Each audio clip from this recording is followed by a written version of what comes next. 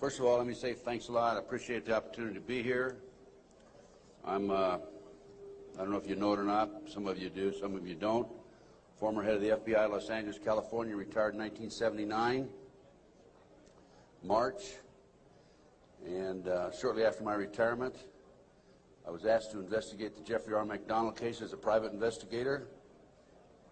He's a former Green Beret doctor who was convicted of murdering his wife and 2 children in Fort Bragg, North Carolina, February 17, 1970. It's a long story. I put in about 2,000 hours on the case. When the case first began, my investigation first began, I told Dr. McDonald that I would investigate the matter for him. He had just been convicted and was sentenced to 3 consecutive life sentences. I think I'm going to sneeze. I didn't make it. Okay. 3 consecutive life sentences. I told him if I found out that he was guilty, I would no longer be on the case. I would drop my investigation. Much to my surprise, from the evidence that I read, information that I developed over a period of several years, I've established beyond any question of a doubt that this man is absolutely innocent. And on October 25, 1980, I obtained a signed confession from Helena Stokely, the girl in the floppy hat, if you know the case. By the way, there was a best-selling book, Fatal Vision, and a movie out on this. And the girl in the floppy hat said that Dr. McDonald did not commit those crimes. They were committed by my satanic cult group. And it was my initiation into the cult that night. And she gave me detailed information about the movement within the house that night, who did what. And I said to her, Helena, how do I know you're telling me the truth? And so one of the questions I asked her, there's a whole series of questions I asked her, and this is on audio video in some instances, the video, but always on audio. She said, I said, Helena, tell me about describe the jewelry box on the dresser in the master bedroom. And she described it right to a T. And just to make sure, I went down to Sears Roebuck and got a catalog and brought it back. And I said, Helena, pick out the jewelry box in this catalog that was on the dresser. She picked out the jewelry box. It matched. Also, she told me that she attempted to ride a rocking horse in the child's bedroom that night, but she couldn't ride it because the spring was broken. The only way she could have known that spring was broken was to have been there the night of the murders, February 17, 1970. So anyway, I submitted a 1,200-plus page report, actually 1,100-plus page, almost 1,200 pages, in March of 1981 to the FBI, Judge Webster, with a personal letter. He was director of the FBI. And I said, Judge, I believe this man is innocent, and he'd run out of money, and, you know, I continued to work it as I usually do. And I think that the FBI should continue along the lines of my investigation. And much to my surprise, I started receiving, by the way, it also went to the FBI and to the U.S. Department of Justice, the Solicitor General's office. And much to my surprise, my witnesses, my 19 new witnesses, including Helena Stokely, started calling me and saying, hey, Ted, the FBI has interviewed me. They're trying to get me to recant. And I'm saying to myself, that isn't the responsibility of the FBI. The FBI is supposed to gather information, not destroy it. And that was my first clue that we had a serious problem in that case. And then I continued on, and I had a number of other cases that I handled privately. And in each instance, I noticed evidence was lost, destroyed, stolen. I noticed that there were strong indications of corruption. So I asked myself, now what's going on here? And over the years, I started gathering material until about 2 years ago. Up until about 2 years ago, I kept saying there's a loose-knit network operating in this country involving drugs, pedophilia, pornography, prostitution, corruption, et cetera, et cetera. 2 years ago, from my research, I'm convinced it's much more serious than that. It's more than a loose-knit network. It is a conspiracy. And you know how the news media comes after us and we use the word C, conspiracy, that C word, well, they can come after me all they like, because I guarantee you right here and now we do have a conspiracy, and I'm going to prove it to you here today. Now, one of the things that convinced me and really got me started in this regard, by the way, this conspiracy involves pornography, drugs, corruption, involves pedophilia, involves organized child kidnapping rings, the finders out of Washington, D.C., CIA cover, covert operation, involved in the international trafficking of children, terrorism, bank accounts, and it goes on and on. By the way, I strongly urge you to go to my booth after this lecture and get my research, my book and my research on missing children. We're going to go into that a little bit in the lecture. But my missing children lecture documents that the finders, an organization in Washington, D.C., this CIA front. It's a covert operation. They're involved in the international trafficking of children. And I have a U.S. Customs report, official U.S. Customs report, in my book on the missing children. So I urge you to get it. It's only $10. Now, if you buy any of my products, any of my research, I beg of you, I don't want you to buy it unless you make a half a dozen copies and send it to your friends, okay? The name of the game with me is not copyright. I could care less about copyright. The name of the game is education, education, education. We need to know what's going on in this country today. So any of my research that you buy, please make copies and get them out to your friends. That's what it's all about. After one of my lectures, here's about 2 years ago, this is why I changed my mind from and using the word Hallucinate Network to conspiracy. After one of my lectures, a gentleman came up and gave me a book. He said, Ted, in fact, that lecture was specifically on the McDonald case. Ted, here's what it's all about. Take this book and read it. And this is the book, folks. It's called Pawns in the Game. Now, if you don't know this book, you don't know of it, I urge you to buy it. I've been trying to buy it, but I noticed one of the vendors out here has it. And please, go get the copy of this book. I forget which vendor has it. Go get this book when it's over and order some more copies. I'm going to order some myself and start selling them in my flyer. Anyway, it's called Pawns in the Game, and it's by William Guy Carr. William Guy Carr had the same problem I did. He wanted to know what's going on in America and around the world. He was a Canadian, however. And as a result of his research, he wrote this book. So we have the Illuminati. Now, the Illuminati was established in 1776 by a fellow named Adam Weishaupt. In 1773, he was commissioned by one of the Rothschilds, House of Rothschild, to put together an organization called the Illuminati.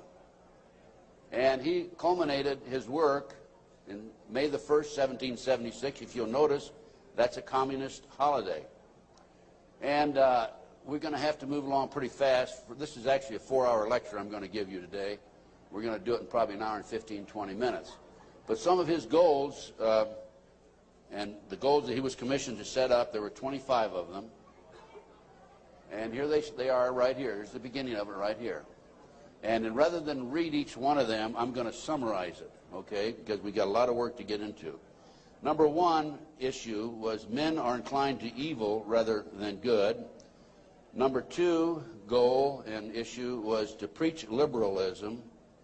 Number three, use the ideas of freedom to bring about class wars. That's what we're doing today. Number four, any and all means should be used to reach our goals as they are justified, any and all means.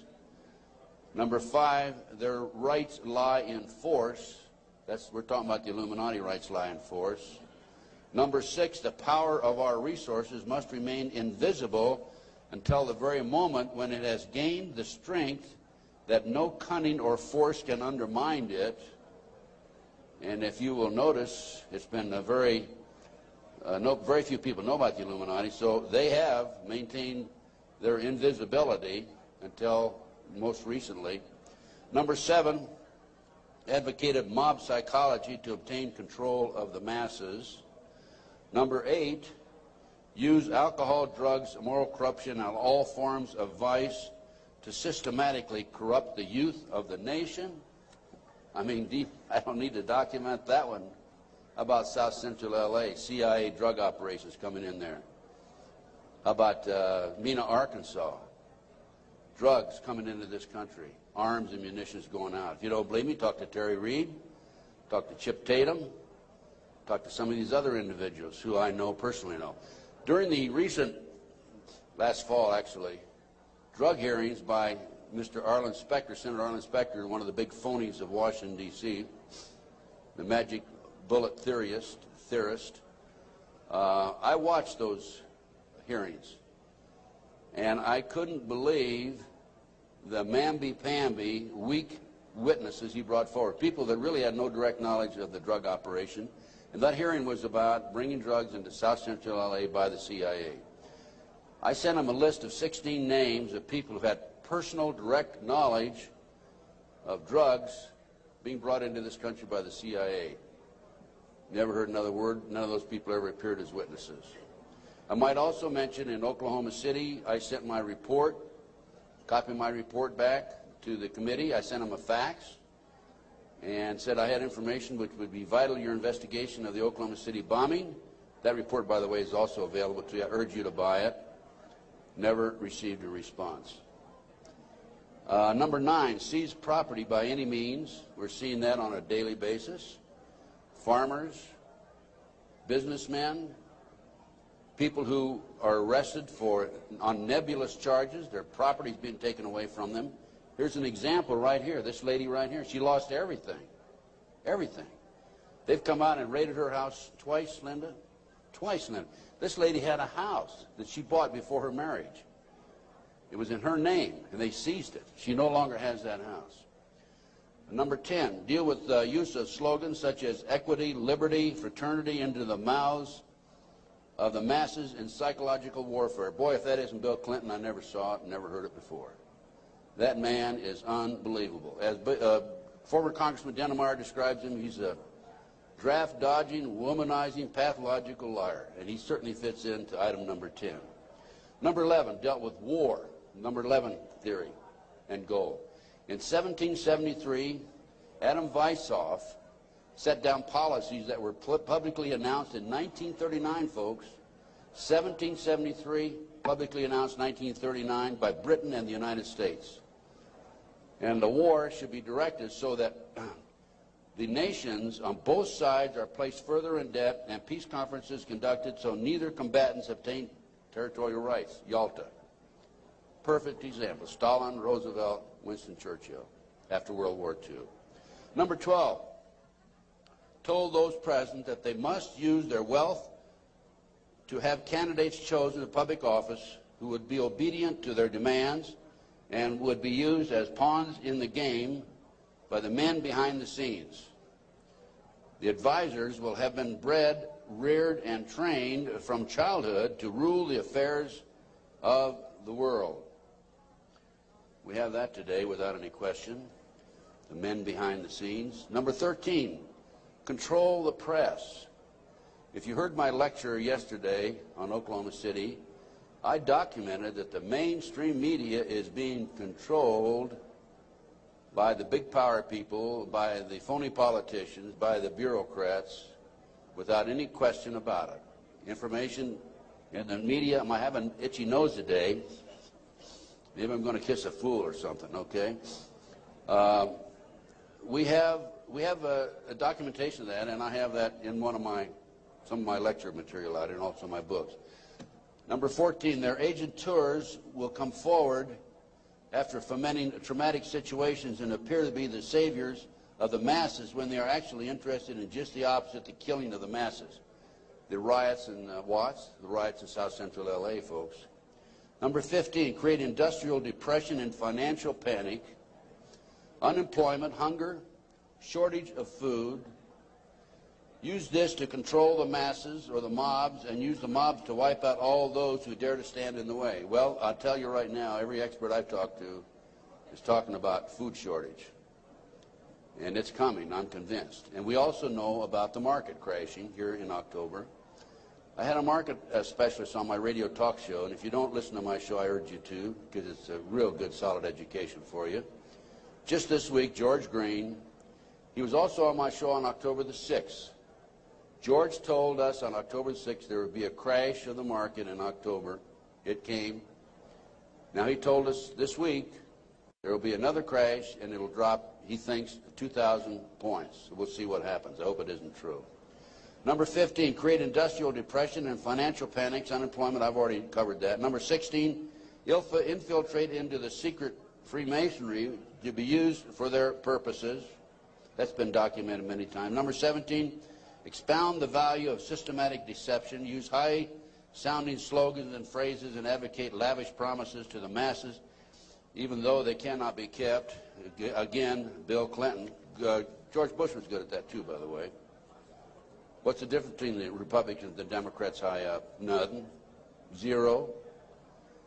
You know, Mr. A, who has a booth next to mine, mysterious Mr. A, he talks about subliminal messages.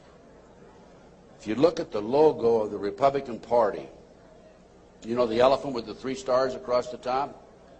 Well, if you look at it today compared to 2 years ago, the stars have been inverted. The point used to be at the top 2 years ago. Now, the point is at the bottom. Satanic, folks. I can't say for sure, but that's a subliminal message. Inverted stars. Number 18, detailed plans for resolution. Discuss the art of street fighting, which is necessary to bring the population to a speedy subjection. Number 19, use their agent tours as advisors behind the scenes after wars through secret diplomacy to gain control. Number 20, establish huge monopolies toward world government control. We're seeing that today, the huge monopolies. Number 21, use high taxes and unfair competition to bring about economic ruin by controlling raw materials, organize agitation among the workers and subsidizing competitors. GATT, NAFTA. Number 22, build up armaments with police and soldiers sufficient to protect our interests. A few years ago, we had 11 federal agencies that were authorized to carry sidearms, firearms. Now we have 39. Number 23, members and leaders of the one world government would be appointed by the director.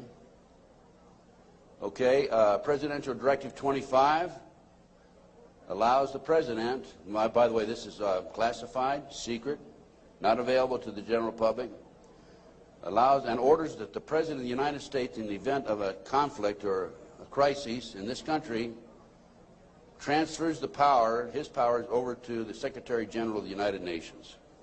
Number 24, infiltrate into all classes and levels of society, of government, for the purpose of fooling, bemusing, and corrupting the youth members of society by teaching them theories and principles that we know to be false.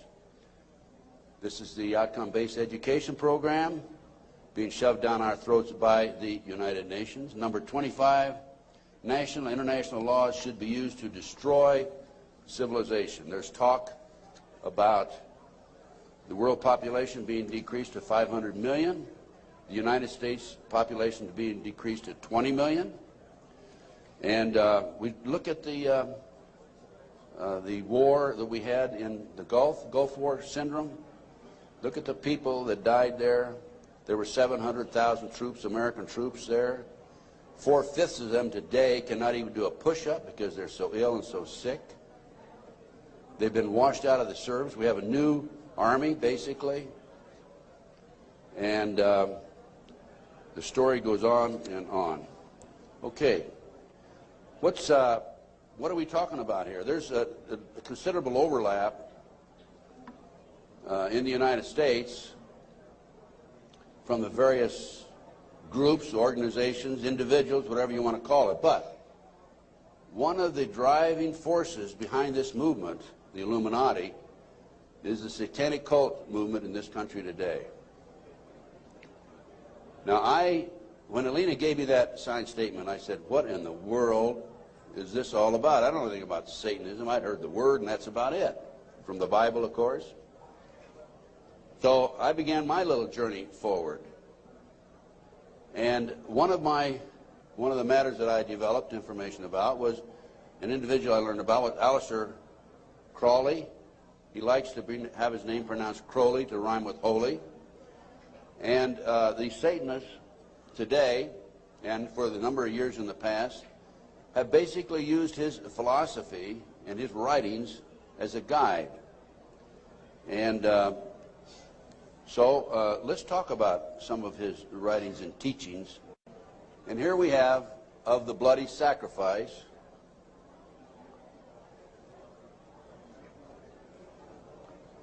And here we have The Blood is the Life.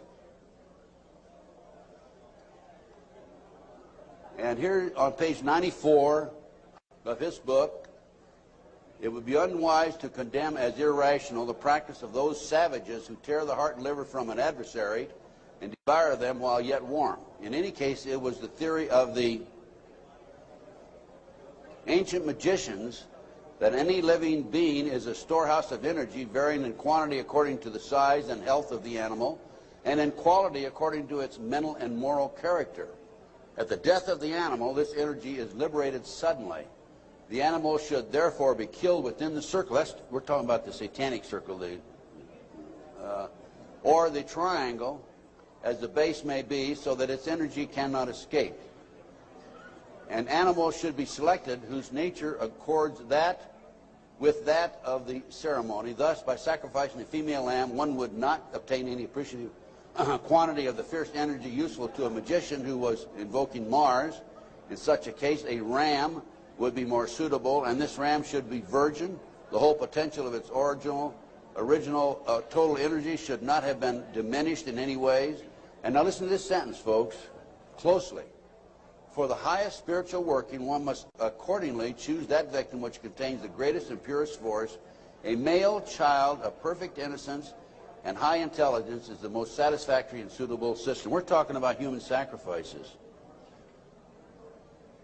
There are, in my estimation, over 3 million practicing Satanists in America today. Now, how did I come up with those figures? I have informants. I have an informant in South Central L.A., population of 200,000, told me there are 3,000 practicing Satanists in that area. That's where the famous, well-known case, McMartin case on the preschool took place.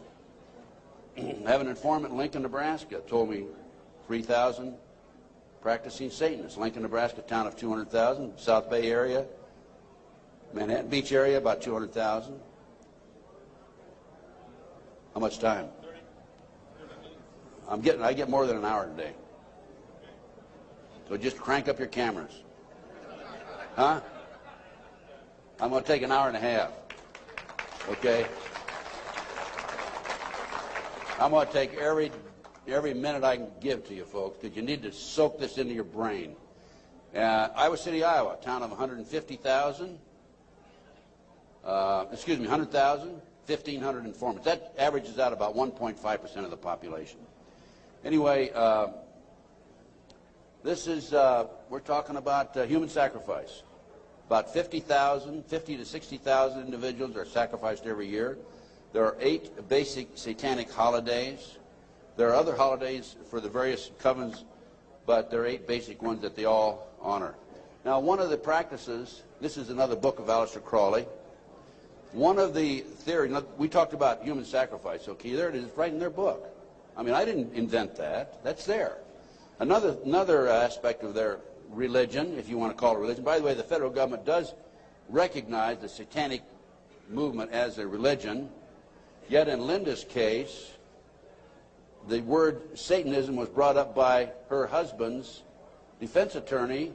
They sealed the records, have not made it available, and when she writes to her children and says, believe in God, she gets a letter back from these people saying, you can't mention God in your letter to your children. That's just an example, okay?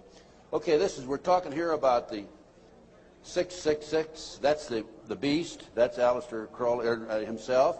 Moreover, the beast 666 advises that all children shall be accustomed from infancy to witness every type of sexual act, as also the process of birth, lest falsehood fog and mystery stupefy their minds, whose error else might thwart and misdirect the growth of their subconscious system of self-symbolism. What we're talking about there is children from birth being exposed to sex.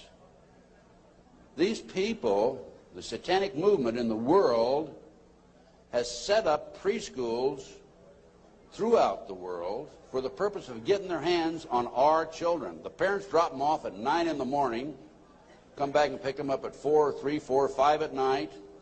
In the meantime, in many of these preschools, the children are exposed to sex from the time of birth. In Linda Wiegand's case, it's exactly what happened. These children have been exposed to sex from the time that her ex-husband got his hands on those babies right up to the present time. And I have a page missing, and I'll have to dig that one up some. I don't know what happened to that page. Maybe the Satanist got it. It may therefore be considered improper as a general rule for your sexual gratification to destroy, deform, or displease any other star. Mutual consent to the act is the condition thereof. It must, of course, be understood that such consent, and we're talking about sex now, is not always explicit. There are cases where seduction or rape may be emancipation or initiation to another. Such acts can only be judged by the result. What they're saying is it's all right to rape somebody. I mean, if they don't consent, it's all right to rape them because it's for the cause. Let's talk about the McMartin case.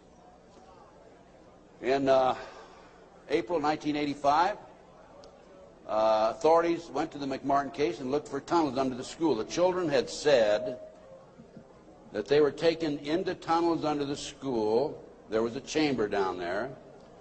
They were sexually molested. That involved ceremonies, adults with robes, candles, chanting. Adults had no clothes on under their robes. And they were taken up into a tunnel and a triplex, a bathroom trapdoor of the triplex next door. They were taken out in automobiles. We're talking about 2, 3, 4-year-old children, folks. And prostituted in the community. The authorities received this complaint in 1983. They began their investigation.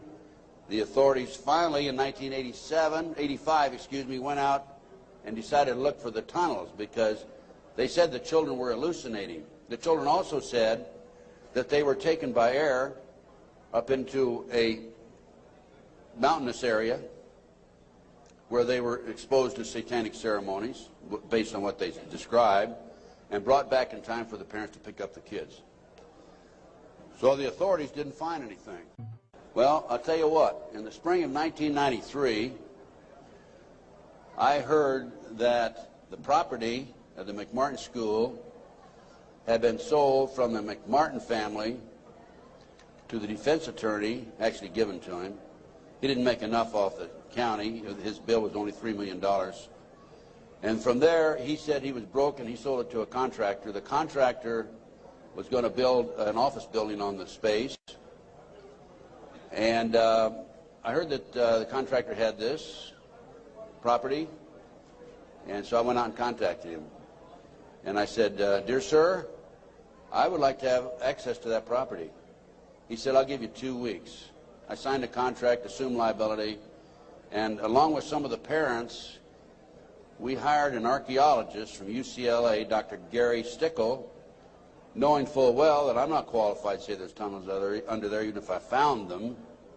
And we began our dig. At the end of 2 weeks, I had to stall, because Dr. Stickle was not quite ready to admit there were tunnels. It took us 34 days. At noon the 34th day, with the bulldozers, with their motors running, ready to knock the building down, he was going to knock the building down and then build this office building. Dr. Stickle said, you know, I can say without any question right now, there have been tunnels under the school, they were filled in. Now, I'm going to show you the documentation on the tunnels. This is it, no, keep it there, keep that there. This is the, what we found. This is a preliminary report. I have a 186-page scientific report available to you out here if you're interested, by the way. We found a 9-foot wide subterranean entrance under the west wall of dog room. There were 4 classrooms. That was Ray Bucky's room. By the way, Virginia McMartin and Ray Bucky were tried. Virginia, the grandmother, was acquitted. Ray had a hung jury. And we found these tunnels in the middle of the second trial of Ray Bucky. They could have been used to convict him. We called the prosecutor. He sent his investigator out, Mr. Perez. Mr. Perez told me, I don't want you entering in my conversation with the archaeologist. I said, why? He says, you're too argumentative. And I said, well, okay, you go in and talk. I'll just keep my mouth shut.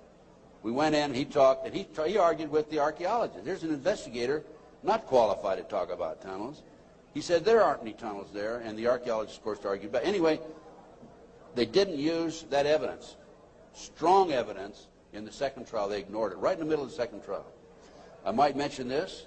The children identified professional football players, professional baseball players, household name actors, actresses, and the son of the leading politician, not a leading politician, the leading politician in Los Angeles as being perpetrators.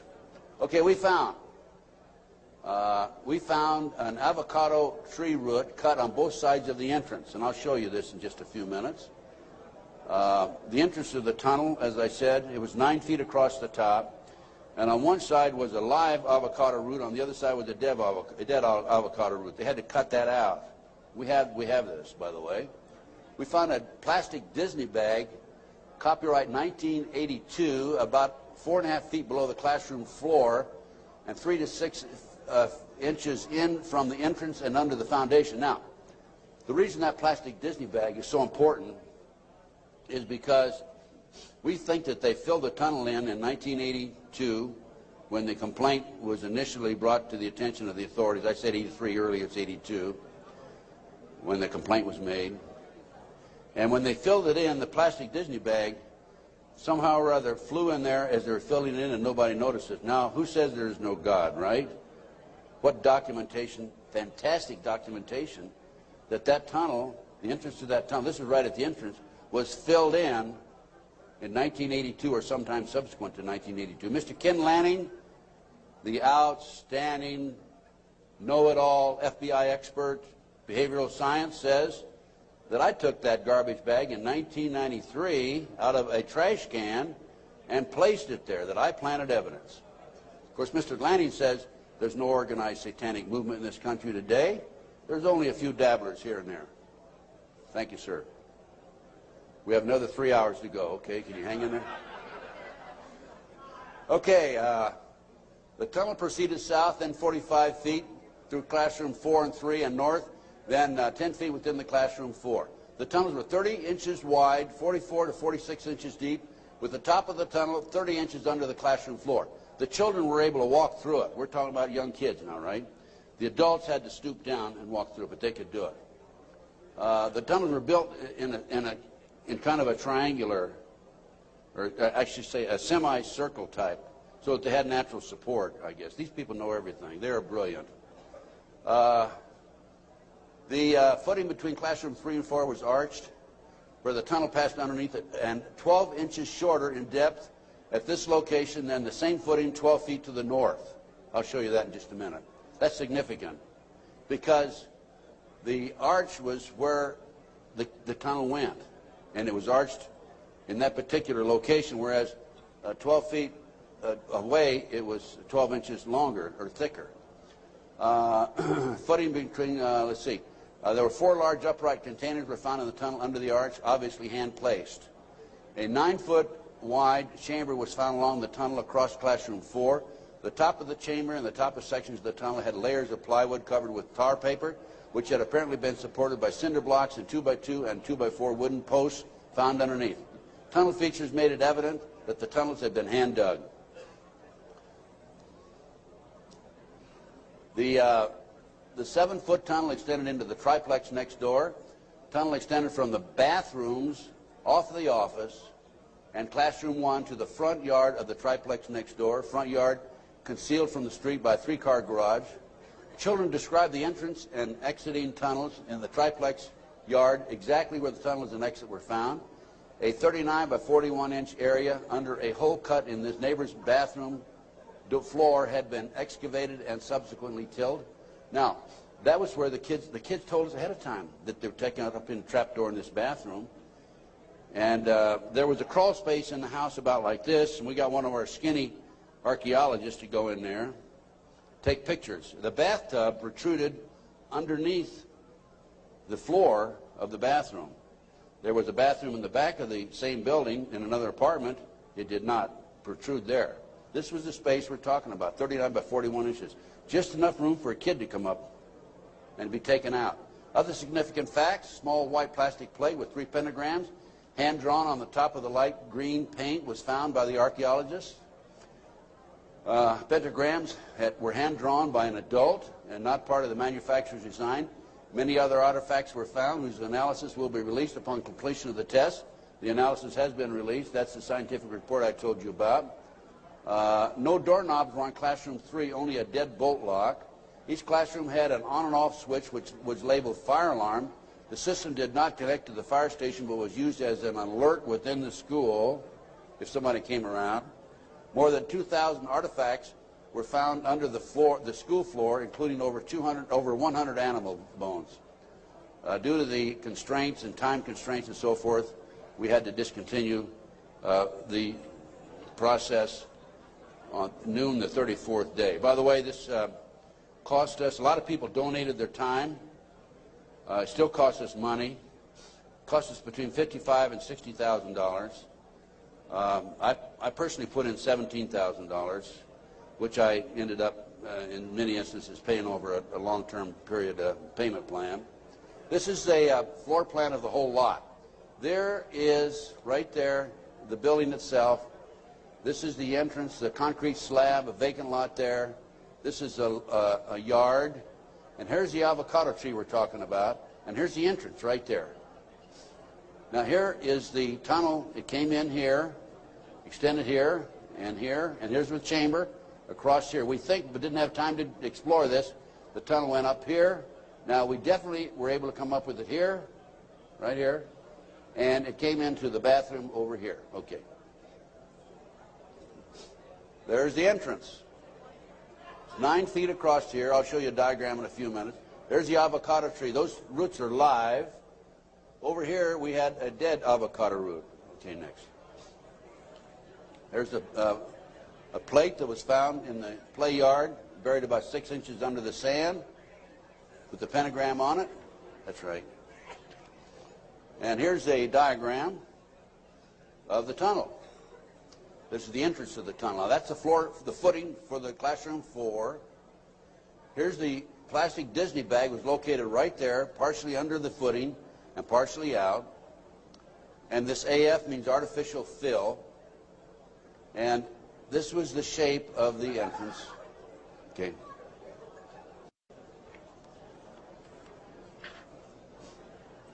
Here's your diagram. These are your drawings. Artificial fill.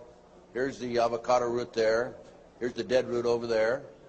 Distance 120 or 21 inches below and 14 inches below the footing. There's the avocado root there, live avocado root. And these are all diagrams by the archaeologists. Good documentation. There are the roots themselves. That shows you the size, 2 centimeters. Next. There's the plastic Disney bag. Turn it over. There's the plastic Disney bag. Disney, classroom 82, 83. Sandwich bag. It was a sandwich bag. This shows the arch of the tunnel. Now, the school was built in 1966. Which means the foundation was laid then. And here's your arch. And this is from classroom 4 here into classroom 3 over here. And it was 12 inches higher over to the left. Go ahead. There's yours truly looking up. This was in classroom 4, as I recall. And this is where the tunnel extended, right along here. Now, the reason the tunnel's been filled in, you have to understand that. And the reason the archaeologists could say that they were filled in is because the texture of the dirt that had been filled in was different than the natural texture. Okay. Just turn it off for a minute. In addition to the tunnels, I developed information that an abandoned satanic site was in Crestline, California. Crestline, California is in the mountains. The kids said, remember a few minutes ago, they were flown by jet, or flown, they didn't say jet, into the mountains. There's an airport 10 minutes from the McMartin preschool. It's Hawthorne Airport. There's a landing strip in Crestline. I heard about this abandoned satanic site, and I went up to the site, took pictures. And this is what by the way, before I go on with this, I called the prosecutor in the McMartin case.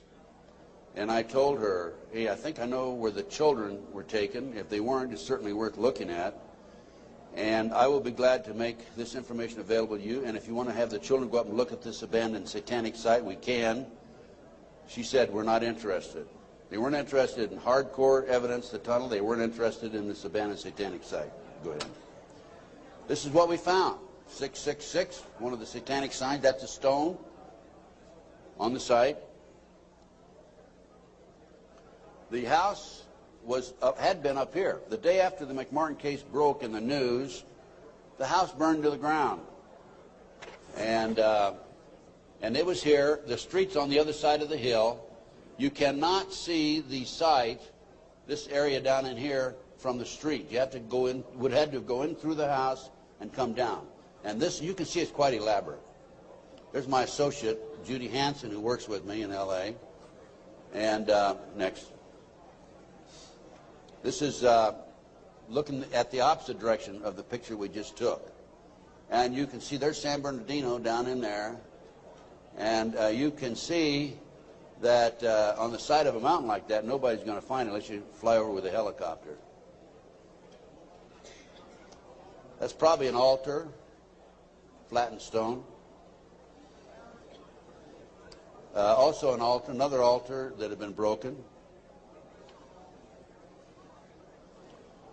This is, of course, you recognize the star. Now, this is a satanic symbol. Put the next one up. Hold the first one. There it is right there. Put the first one back on. Now overlay them. Turn it around that way. Okay, any question about that, folks? No. And let's read what that says. Asmodee. Asmodee, a strong and powerful king, appears with 3 heads, the first like a bull, the second like a man, the third like a ram. He has a serpent's tail, the webbed feet of a goose, and he vomits fire. He rides the infernal dragon, carries lance and pennon, and is the chief of the power of Amaman. He must be invoked, be bareheaded, or otherwise he will deceive. He gives the ring of virtues, teaches arithmetic, geometry, and other handicrafts, answers all questions, makes men invisible, indicates the place of concealed treasures, and guards them if within the domain of the Amaman. Oh, what do we got here? Another satanic symbol. You think that wasn't a satanic site? Overlay it. Okay. Is that it? It's the other way around, isn't it? Yeah. Flip it around. Okay, there you go. Okay, now let's read what that sign means. That is the seal of Amsmascale. I guess that. No, that's the wrong one. That's the one before. Belial, a mighty king created next after Lucifer, appears in the form of a beautiful angel seated in a chariot of fire and speaking with a pleasant voice. He fell first amongst the superior angels who went before Michael and other heavenly angels. He distributes preferences of senatorships, causes favors of friends and foes, and gives excellent families familiar. He must have offering and sacrifices made to him. Next. And there's another satanic sign. I couldn't make that one out, so I couldn't match it with anything, obviously. Here's some ovens.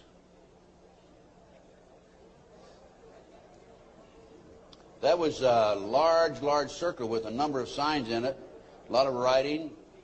We couldn't get up high enough that we could take a good picture of it. Next. And let's put that back a minute. That's another case. Okay, nothing came of that.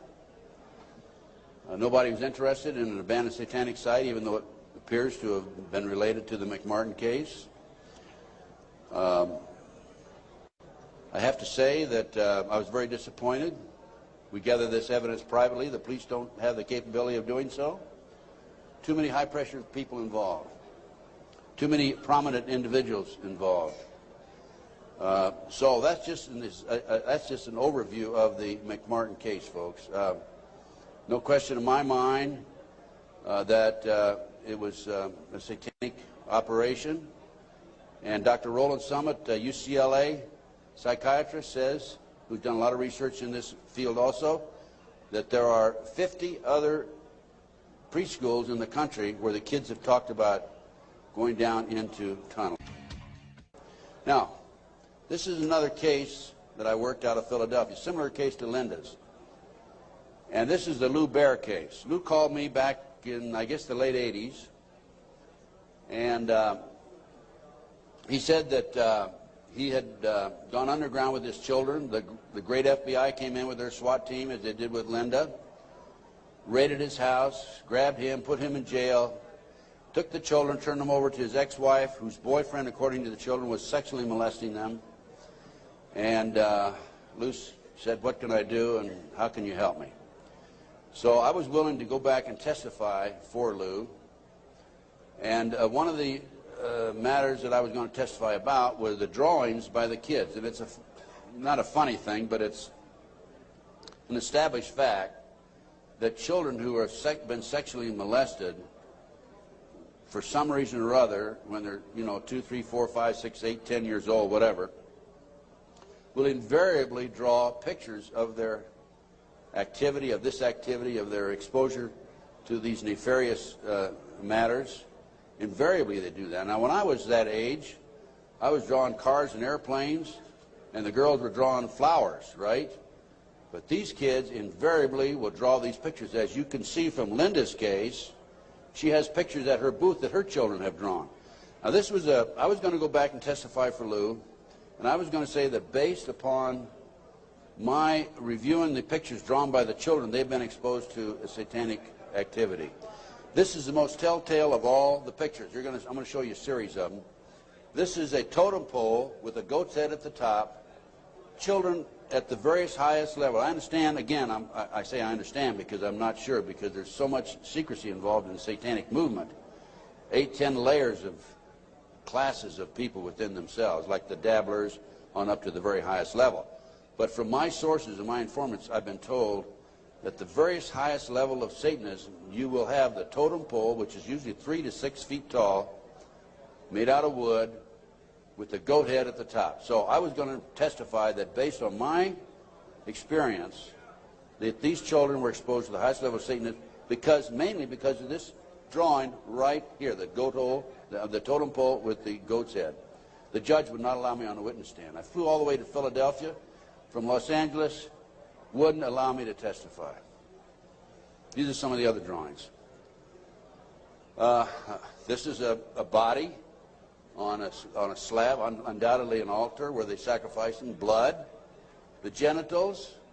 And let me mention this also. Children who have never been sexually molested in a recent study, not a recent study, a study back about 7 or 8 years ago, children who have never been sexually molested do not draw the genitals. Children who have been sexually molested, a high percentage of them draw the genitals, and so children who have been ritualistically sexually molested, higher percentage will draw the genitals.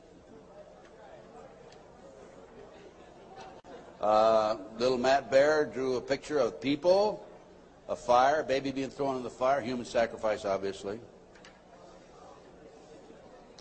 An altar, bone, liver, blood, kitty. And another ritual ceremony. Here's trees, people, fire. And another, people have no cloth on, he says. Table, knife, devil. Okay, that's the Lou Bear case. Now, I think we're going to we got just a few more minutes, and I want Linda to take the podium, talk about her case. But I'm going to run through these next slides real fast, Linda. 100,000 children disappear every year per Reader's Digest, July 1982. Next. This is the official U.S. Customs report that establishes the great CIA, under the name Finders, a covert operation, is involved in the international trafficking of children. It's about 9 or 10 pages long. We'll just flip through the pages. If you want to take a look at this report, go to my table and take a look at it. And if you want, please buy it. It's $10. Make copies. Get it out to your friends. Okay, keep going. Just do it real quick. Keep going. Go to the last page. Just flip them and then just go to the last page. That's how long it is. Keep going. And some more. That's it. That's it. Okay. The way this case came about is a group of children were seen in a park in Tallahassee, Florida in 1987. The police were called. The men were well dressed. They had a van. Police came out, talked to the kids. The kids said they were en route to Mexico to a smart school. And the police traced that van back up to the Finders in Washington, D.C. They raided, the Metropolitan Police Department raided the Finders headquarters and also a warehouse. And they found all this paraphernalia. They found information about international trafficking of kids all over the world. The Finder, based on my research subsequent to that, again, CIA covert operation. The customs agent was called into it because of the possibility of pornography, and I guarantee that there was pornography involved. Guarantee, okay? Now, this report, this was his report. Again, this is available, Missing Children, $10 at my booth. This report is the final interview by the customs agent when he attempted to go over and get more information than he'd already developed. Okay, let's just go over this. Leave it there, leave it there. Yeah, leave it there. Okay. April 2, I arrived at the Metropolitan Police Department at approximately 9 a.m. Detective Bradley was not available. He was the detective who was supposed to help him. I spoke to a third party who was willing to discuss the case with me on a strictly off-the-record basis. I was advised that all the passport data had been turned over to the State Department for their investigation. They found passports in the van. The State Department, in turn, advised the Metropolitan Police that all travel and use of the passports by the holders of the passports was within the law and no action would be taken. This included travel to Moscow, North Korea, and North Vietnam during the late 50s and mid-70s. Folks, it was illegal to travel there to those countries during that period. The individual further advised me of circumstances which indicated that the investigation into the activity of the Finders had become a CIA internal matter. The Metropolitan Police report had been classified secret and was not available for review. I was advised that the FBI had withdrawn from the investigation several weeks prior, and that the FBI Foreign Counterintelligence Division, that's FBI headquarters, by the way, had directed the Metropolitan Police Department not to advise the FBI Washington field office, that's the field office, of anything that had transpired. No further information will be available. No further action will be taken. No action will be taken. The case was closed, and here we have a CIA internal matter. The Finders group, the Finders case organization, was founded by a CIA agent back in the early 60s, and here we are, 1987, still operating. I have the man's name. I have all the information on it. A real quick overview. CIA experiments with mind control on children, MK Ultra. This is an outstanding article. It's available in that same report. Just flip the pages. Keep going. Okay. Folks, I'm going to turn the podium over to Linda Wiegand. We have about another 15, 20 minutes, I believe. And Linda's going to talk about her case. This is one of the most classic examples of corruption I have ever seen. And believe me, you can tell from my lecture that I've seen some pretty awful examples of corruption. Go on, Linda.